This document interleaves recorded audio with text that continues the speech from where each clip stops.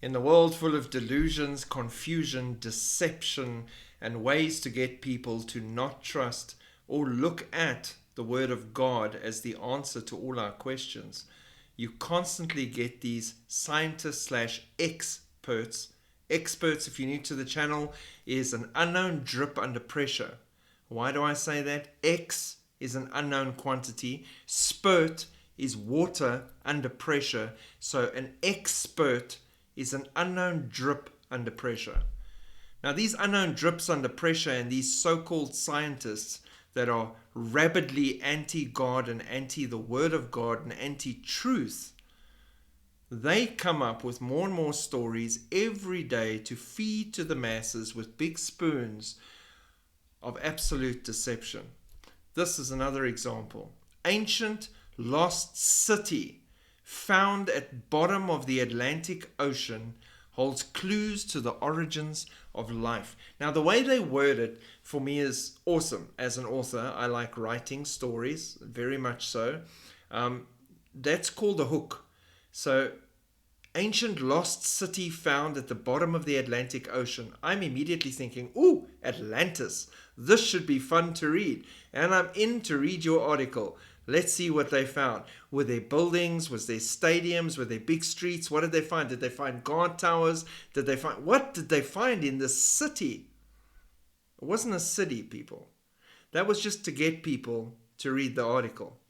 Deep in the Atlantic Ocean, scientists have discovered a haunting undersea world that may hold the blueprint for how life began on Earth, because apparently no one can read a Bible and find out how it actually started. The vast field of mineral towers, called the Lost City, is the oldest known hydrothermal system in the ocean.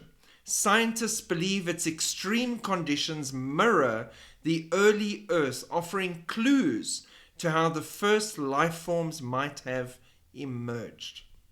So it's not a city, it's not actual buildings, it's normal natural growths that are at the bottom of the ocean, hydrothermic vents.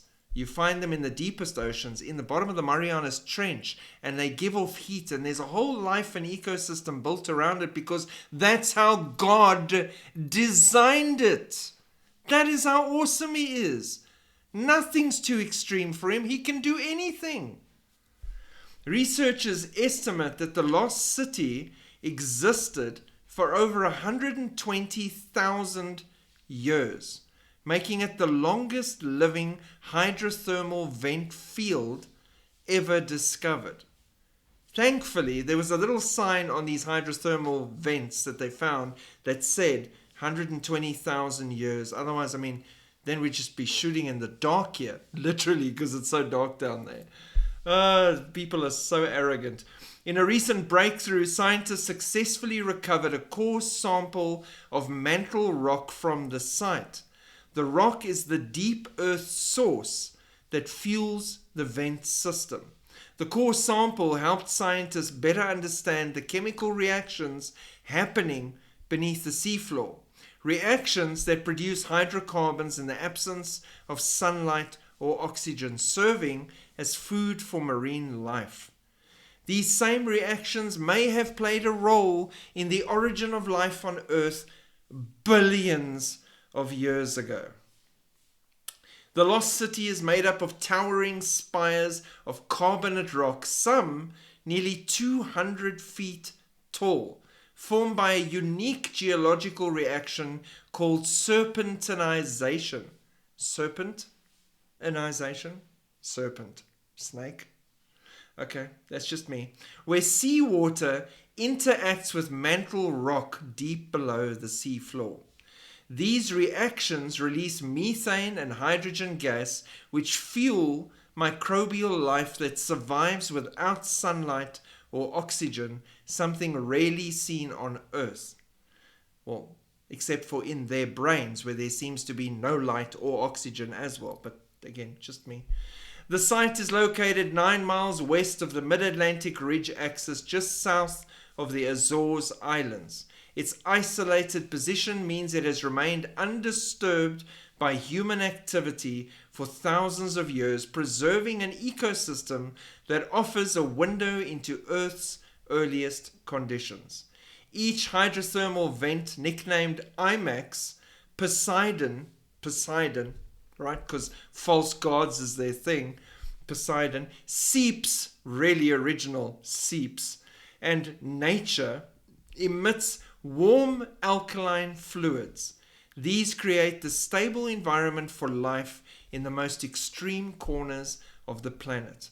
Now, with renewed global attention, scientists believe, they've got a belief system, that the lost city may help explain how life first formed from non-living matter, an unsolved mystery in biology, because they can't read a Bible, because they can't glorify God Most High, creator of everything, who has created such wonders that when you look on these 200 feet spires in the bottom of the ocean, surrounded by a network of life, you should glorify God and say, look, even creation screams that there is an intelligent designer, that life began by his words and his breath. But no, boggles the brains. Our experts are working really hard on it. Maybe if they got some more oxygen into those brains, they'd actually start seeing some light. Deception, people, everywhere.